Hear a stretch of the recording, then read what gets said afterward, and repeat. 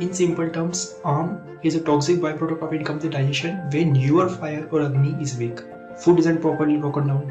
This undigested residue turns into a sticky, harmful substance called arm. It clogs your body's internal channel, disrupts nutrition absorption, and creates a breeding ground for diseases.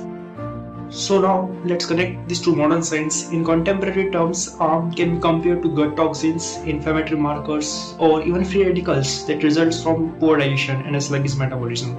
Modern research shows that poor gut health and accumulation of toxins can lead to conditions like inflammation, leaky gut syndrome, and metabolic disorders. Chronic inflammation, for instance, is now recognized as a root cause of diseases like diabetes, heart issues, and even autoimmune disorders. This parallels how Ayurveda views arm as the starting point of disease progression.